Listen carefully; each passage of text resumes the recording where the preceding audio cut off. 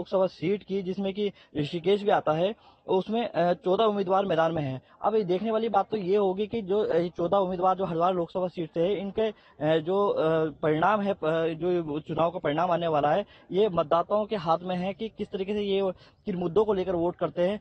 ऋषिकेश से Amit Kandiyal, news state Uttarakhand.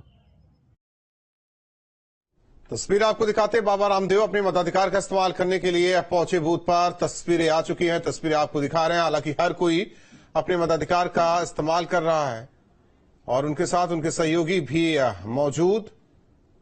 तो ये तस्वीरें, बाबा रामदेव अपने मताधिकार का इस्तेमाल करने बूथ पर पहुंचे।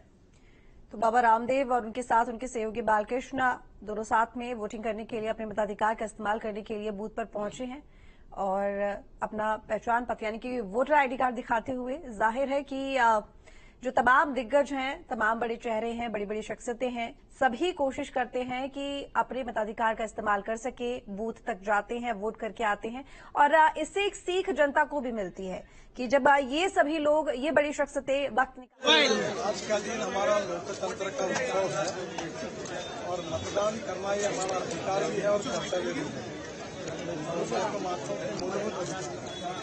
और इसलिए सब लोगों ने वोट करना चाहिए। भाई एक मेरी सबको रिक्वेस्ट है, हमारे यहाँ टेम्परेचर बहुत ज्यादा है, 12 बजे के पहले ही वोट कर लेंगे, तकलीफ कम होगी। और इस उत्सव के लिए तमाम मतदाताओं को हृदय से बहुत बहुत शुभकामना और शुभेच्छा देता हूं। 405 की उम्मीदें हैं, नागपूरचा लढतीकडे अवघ्या देशाचं लक्ष लागलेलं आहे। 405 की उम्मीदें हैं।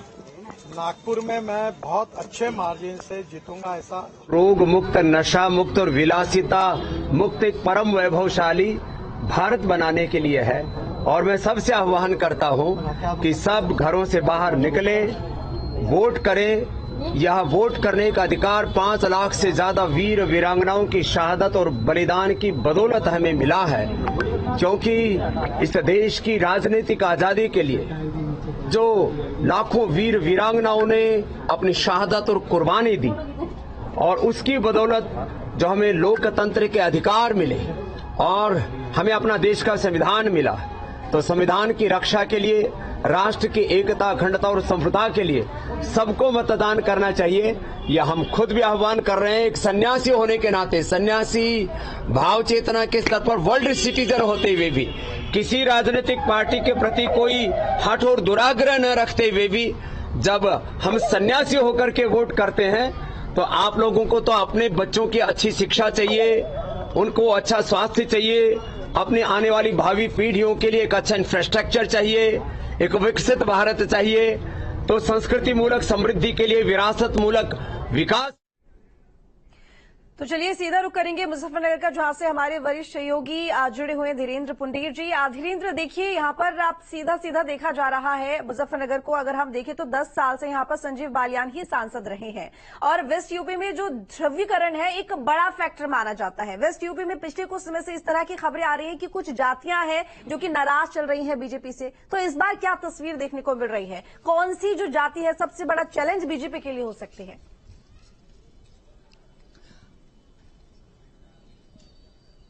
देखिए, अगर हम इस पूरे हिस्से की बात करते हैं, मुजफ्फरनगर, मेरठ, सहारनपुर और इस तरफ के हिस्से में, तो इस बार माफ कीजिए, वीके सिंह का, जनरल वीके सिंह का जब टिकट कटा तो उसके बाद से यहां राजपूत समाज में कुछ जो है गुस्सा दिखाई दिया। उनकी पंचायतें अलग अलग हिस्सों में होती हुई दिखाई दी, जिन्होंने उन्होंने बीजेपी को हराने का आह्वान किया। ये एक पूरा एक सीरीज चली, जो पंचायतें अलग अलग जगह, चाहे वो सहारनपुर के ननौता में हुई हो, फिर उसके बाद खेड़ा में हुई हो, सिसोली में हुई हो, लेकिन उसके बाद जो सरकार है उसने अपनी तरफ से, चूंकि योगी आदित्यनाथ उनके ब्रांड एम्बेसडर के तौर पर यहाँ है, उन्होंने लगातार सभाएं की और उस चीज को कंट्रोल करने की कोशिश की। तो लेकिन ये चीज अगर आप 2019 में जाकर देखते हैं तो सेम इसी अंदाज में जाटों ने जिस तरह से पंचायतें करके विरोध किया था उस वक्त संजीव बालियान का, उस समय भी संजीव बालियान उस पूरी बाधा को पार करने में कामयाब हुए थे। हालांकि जिस सीट पर मैं खड़ा हूं, ये हिस्से में ये जो हिस्सा पड़ता है, ये पुरकाजी ब्लॉक जो वहां जाता है, जो विधानसभा लोकसभा बिजनौर में जाता है, तो बिजनौर में भी अगर आप गौर करते हैं, इस बार सारे कैंडिडेट बदले हैं, चूंकि गठबंधन बदल गया। वहां भी इस समय अगर गठबंधन के तौर पर देखें तो चंदन चौहान जो आरएलडी के कैंडिडेट हैं और जिनको जो सब बीजेपी आरएलडी गठबंधन